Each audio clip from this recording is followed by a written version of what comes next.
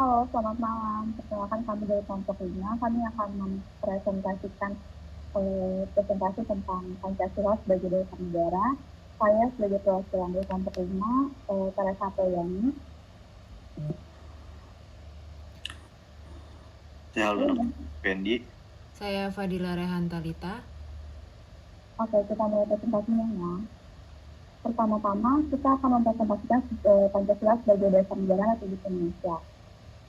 Pancasila sendiri menurut Profesor Dr. Notonegoro tahun 1975 bukan hanya sebagai dasar negara, tetapi juga mencerminkan nilai moral dan etika yang dijadikan pedoman oleh bangsa Indonesia. Ini juga menekankan bahwa Pancasila adalah sumber dari segala hukum yang berlaku di Indonesia. Tentunya Pancasila sebagai dasar negara. Menurut Profesor Dr. Kayan MS, Pancasila penting sebagai dasar negara karena menjadi sumber nilai, norma, dan arah dalam penyelenggaraan negara Republik Indonesia. Pancasila juga bukan hanya dasar negara, tetapi juga sebagai ideologi terbuka dan sistem nilai yang hidup dalam masyarakat Indonesia. Untuk selanjutnya akan dibacakan oleh teman saya, Aldan. Selanjutnya, fungsi Pancasila dalam kehidupan berbangsa dan bernegara. Menurut Dr. Ahmad Syafi'i Ma'arif 2009, Pancasila adalah fondasi moral dan spiritual dalam kehidupan berbangsa. Ia memberi arah dan batas terhadap praktik kekuasaan dan kehidupan sosial agar tetap manusiawi dan adil. Fungsi Pancasila menurut beliau sebagai etika politik sosial, sebagai sebagai penjaga persatuan bangsa, tiga sebagai filter budaya dan pengaruh global.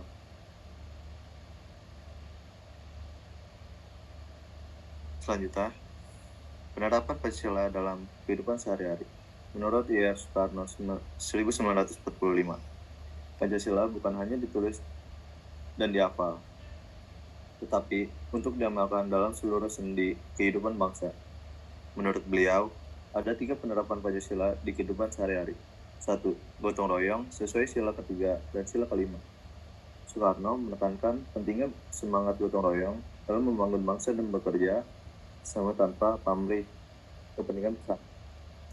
2. Persatuan di tengah perbedaan, sila ketiga. Soekarno menyatakan bahwa Indonesia berdiri atas keberagaman dan Pancasila adalah alat pemersatunya. 3. Musyawarah dalam demokrasi, sila keempat. Demokrasi Indonesia harus berdasarkan musyawarah, bukan paksaan atau kekuasaan absolut. Selanjutnya akan dibacakan oleh teman saya, Bapak.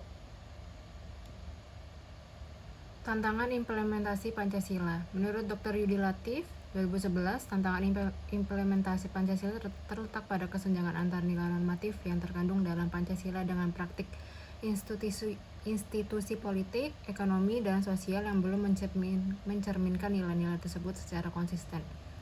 Dan ada yang pertama pragmatisme politik, yaitu banyak elit politik yang mementingkan kekuasaan dan kepentingan pribadinya dibandingkan semangat gotong royong dan keadilan sosial. Dan yang kedua, degradasi moral dan individualisme, yaitu masyarakat makin tergerus oleh nilai-nilai individualisme dan konsumerisme dan nilai kemanusiaan dan kebersamaan. Ketiga, radikalisme dan intoleransi, yaitu munculnya kelompok anti Pancasila dan intoleran terhadap perbedaan mengancam persatuan bangsa. Dan yang terakhir ada kesenjangan sosial dan ekonomi, yaitu ketimpangan dalam akses terhadap pendidikan, pekerjaan, dan kesejahteraan membuat nilai keadilan sosial sulit terwujud. Next. Yaitu selanjutnya ada strategi penguatan Pancasila menurut Profesor Dr. Abdul Munir Mulkhan 2005. Ada beberapa strategi yang bisa dilakukan dalam penguatan Pancasila di kehidupan berbangsa dan bernegara. Yang pertama, penguatan pendidikan karakter, yaitu menanamkan nilai-nilai Pancasila sejak dini melalui pendidikan formal, non-formal, ataupun informal. Yang kedua, keteladanan sosial.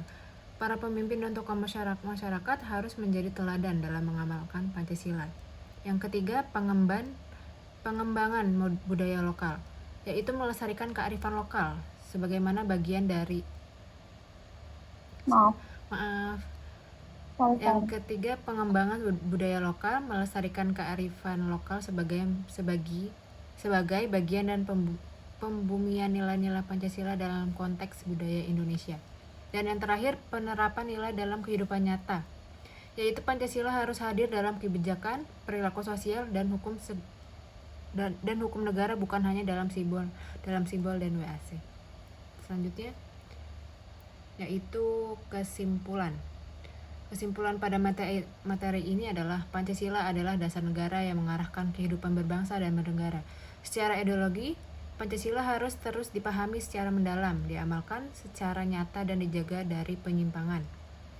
Penguatannya perlu dilakukan melalui pendidikan karakter, keteladanan pemimpin, pelestarian budaya lokal, serta penerapan nilai-nilai dalam kebijakan dan kehidupan sosial. Dengan cara ini, Pancasila tetap relevan dan mampu menjawab tantangan zaman. Sekian, terima kasih. Baik, sekian presentasi dari kelompok kami. Jika ada pertanyaan bisa disampaikan nanti. Terima kasih. Terima kasih. Terima kasih.